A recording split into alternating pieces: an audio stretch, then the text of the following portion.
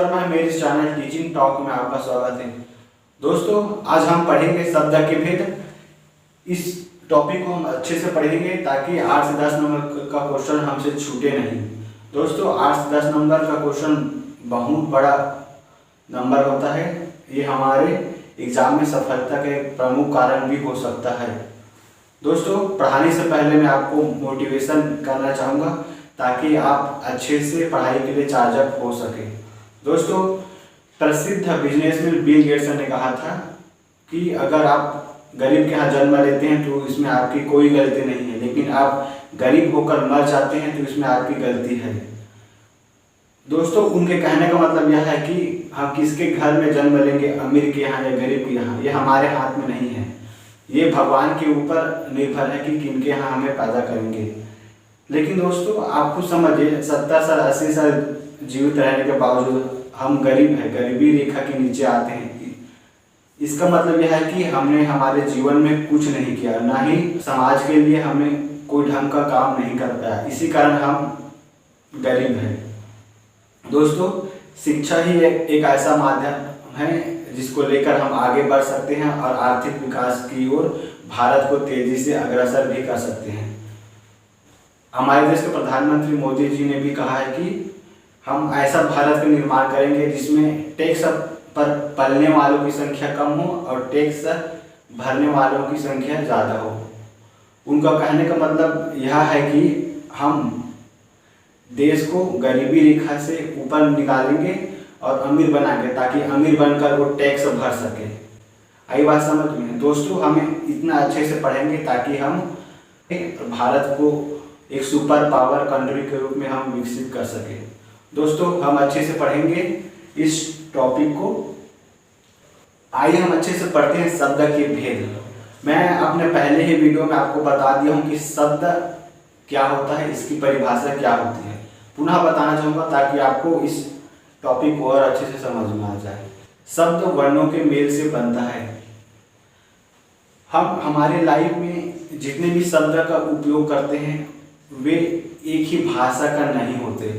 हम संस्कृत का भाषा का यूज करते हैं, हिंदी का भी करते हैं, छत्तीसगढ़ी बोली का यूज करते हैं, इंग्लिश भी बोलते हैं, यानी कि हम सभी प्रकार के भाषा का उपयोग लगभग करते हैं। इसे हम मिश्रित भाषा कहते हैं, यानी कि हम मिश्रित भाषा का उपयोग करते हैं। शब्द को अर्थ की दृष्टि से दो भागों में बांटा है। पहला सार्थक शब्द और दूसरा निर्थक शब्द। सार्थक शब्द हम उसे कहेंगे जिस शब्द को बोलने से कोई मतलब निकले, जैसे कि रोटी। रोटी बोलने से मतलब निकलता है, ये खाने का चीज है, हमें पता है। आई बात समझ में?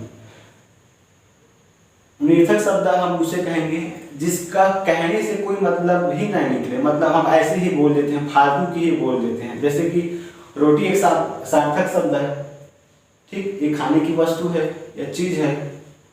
ठीक उसी प्रकार से रोटी को हम उल्टा करके टीरो बोल देंगे तो टीरो का मतलब क्या होता है? टीरो भी निर्थक शब्द है, ना ये कोई व्यक्ति का नाम है, ना कोई वस्तु का नाम है, ना कोई जानवर का नाम है, ना कोई प्लेयर का नाम है। आई बात समझ? ये निर्थक है। हम पढ़ेंगे सार्थक शब्द को। हमारे लाइफ में, जीवन में सार्थक शब्द ही इम्पोर्टेंट है। निर्थक शब्द का इस दुनिया में कोई अस्तित्व ही नहीं है। आई बात समझ में? सबसे पहले हम पढ़ेंगे बनावट के आधार पर शब्द। ये 3 प्रकार के होते हैं, रूढ़ शब्द, यौगिक शब्द, योग रूढ़ शब्द। सबसे पहले पढ़ेंगे रूढ़ शब्द आखिर है क्या।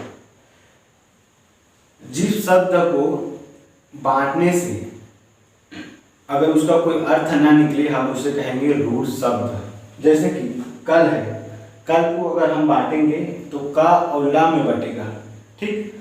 तो का कोई अर्थ नहीं निकल रहा है।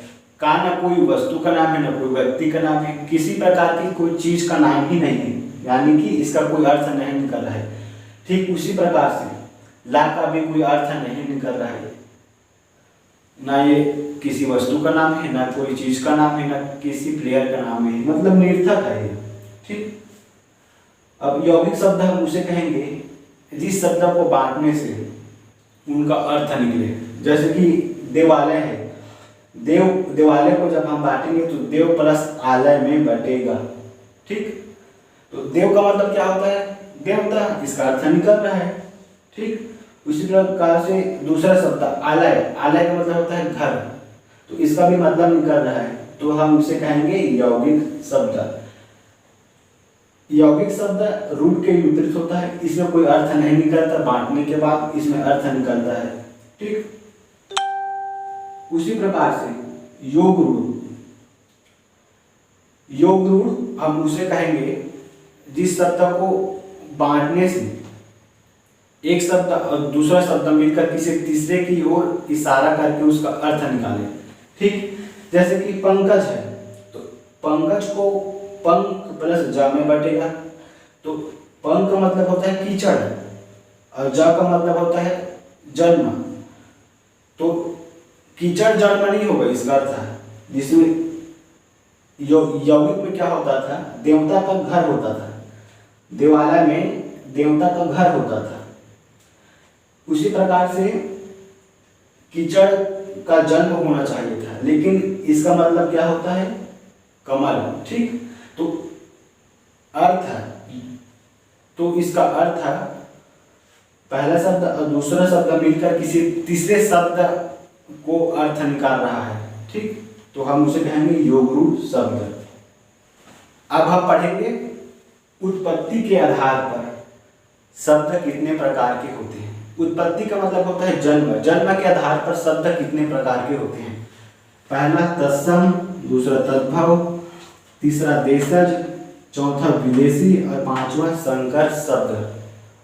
मैं आपको पहले से ही बता चुका हूं कि हम एक ही भाषा के यूज नहीं कर पाते पूर्ण रूप से 100%, हम अलग अलग भाषा के यूज करते हैं। जैसे कि हम सबसे पहले पढ़ेंगे तत्सम। तत्सम शब्द हम उसे कहेंगे जो शब्द डायरेक्ट संस्कृत से लिया गया हो। ठीक, तद्भव शब्द हम उसे कहेंगे जो डायरेक्ट हिंदी से लिया है, डायरेक्ट हिंदी से ही जन्म है, वो शब्द को हम तद्भव शब्द कहते हैं। जैसे कि संस्कृत का शब्द अग्नि एक तत्सम शब्द है, हम इस शब्द का भी प्रयोग वाक्य के रूप में हम करते हैं। जैसे कि चूल्हे में अग्नि जल रही है, ये बोलते हैं हम सामान्यतः। उसी प्रकार तद्भव के रूप में हम ये भी बोलते हैं कि चूल्हे में आग जल रही है। ठीक, तो हम अग्नि जल रही है और आग जल रही का उपयोग हम करते हैं अपने वाक्य में, तो दोनों का उपयोग हम करते हैं। उसी प्रकार से सूर्य एक संस्कृत का शब्द है, यानी कि तत्सम शब्द है, तो हम इसका उपयोग वाक्य के रूप में करते हैं कि सूर्य उग रहा है। ठीक, सूरज एक हिंदी शब्द है, तद्भव शब्द है, तो हम ये बोलते हैं कि सूरज उग रहा है। ठीक, उसी प्रकार से हम पढ़ेंगे देशज शब्द। देशज शब्द हम उसे कहेंगे जो शब्द किसी क्षेत्रीय विशेष में बोली जाती है। यह शब्द कहीं ना कहीं एक राष्ट्रीय शब्द के रूप में आता है। हम इसका प्रयोग सामान्यतः हिंदी बोलने में करते हैं। जैसे कि पगड़ी और थैली, ये हिंदी शब्द नहीं है, ये क्षेत्रीय भाषा का शब्द है जो हमारे लैंग्वेज में घुल मिल गया है। ठीक,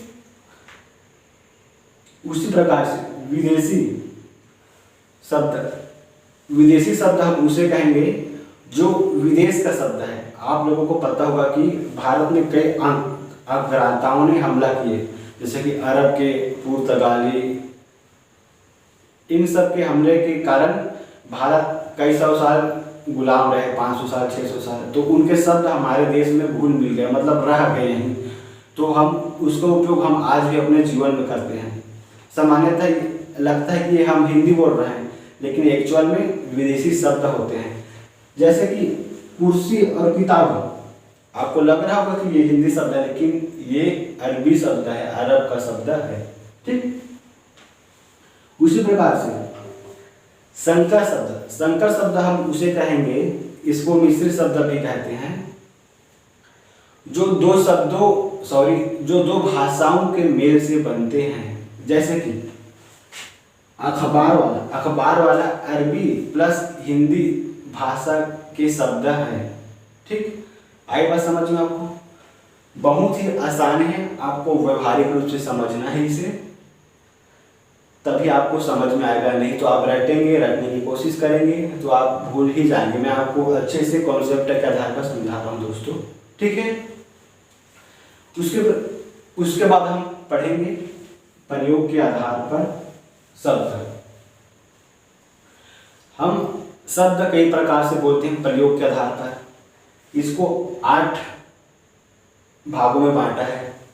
पहला संज्ञा शब्द, विशेषण शब्द, सर्वनाम, क्रिया, क्रिया विशेषण, संबंध बोधक, समुच्चय बोधक, विस्मय आदि बोधक। इस प्रकार 8 शब्दों में प्रयोग के आधार पर बांटा गया है। मैं प्रयोग के आधार पर जितने भी शब्द है उसको अगले वीडियो में बताऊंगा, क्योंकि ये बहुत लंबा टॉपिक है। आज को पढ़ाऊंगा तो बहुत ज़्यादा टाइम लग जाएगा इस वीडियो में, तो इसको मैं अलग से पढ़ाऊंगा, अलग वीडियो में पढ़ाऊंगा, इसके बाद पढ़ाऊंगा, ठीक। उसके बाद रूपांतरण शब्द, जैसे कि शब्द से ही अर्थ निकल रहा है, रूप में अंतर, जिसके रूप परिवर्तन हो हम उसे कहते हैं रूपांतरण शब्द। ये 2 प्रकार के होते हैं, विकारी शब्द, ठीक, और दूसरा नंबर है अविकारी शब्द। सबसे पहले हम पढ़ेंगे विकारी शब्द किसे कहते हैं। हम सामान्यतः ये बोलते हैं कि इसमें विकार आ गया। विकार का मतलब होता है दोष। जिस शब्द में विकार अर्थात दोष आ जाए हम उसे कहते हैं विकारी शब्द। ये विकार या दोष लिंग और वचन के कारण आता है, ठीक। जैसे कि कुत्ता, कुत्ता बोलने से पुल्लिंग का बोध होता है हमारे दिमाग में। उसी प्रकार से कुतिया बोलने से स्त्रीलिंग का बोध हो रहा है, मतलब लिंग के कारण बदल रहा है ना ये शब्द, कुत्ता, कुतिया, ठीक। उसी प्रकार से वचन, कुत्ता और कुतिया एकक वचन है, ठीक। अगर हम इसको बहुवचन में बोलेंगे तो कुत्तों बोलेंगे। आई बात समझ में। इस प्रकार से लिंग वचन के अनुसार ये शब्द परिवर्तन हो रहा है, ठीक। अब हम पढ़ेंगे अविकारी शब्द। अविकारी शब्द का मतलब होता है जिसमें कोई विकार ना हो, जिसमें कोई दोष ना हो, चाहे लिंग के अंतर्गत स्त्रीलिंग हो या पुल्लिंग हो, वचन के अंतर्गत एक वचन हो या बहुवचन, ये हमेशा यथावत ही रहता है, सेम टू सेम रहता है, बदलता नहीं है। जैसे कि किंतु, किंतु किंतु ही रहेगा, चाहे स्त्रीलिंग हो या पुल्लिंग उसके सामने, या एक वचन हो या बहुवचन, किंतु किंतु ही रहेगा, लेकिन लेकिन ही रहेगा।